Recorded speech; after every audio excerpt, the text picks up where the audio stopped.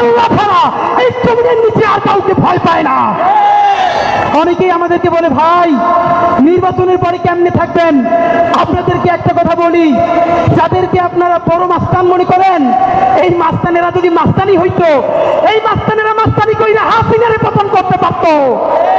এরা মাস্তান না, এরা শিক্ষিত, এরা চাঁদাবাজ, এরা ছোট ডাকাত, এরা মাফিয়া, এরা ব্যাংক লুটেরা।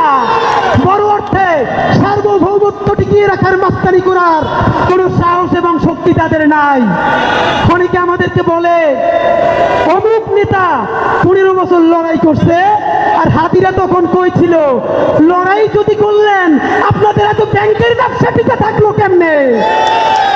তাহলে এত বড় বিপ্লবী এখন হইলেন, এতগুলো ব্যাংক, এত বিমা, ঢাকায় এত হোটেল, এত ব্যবসা বাণিজ্য কেমনে চালাইলেন ভাইরা?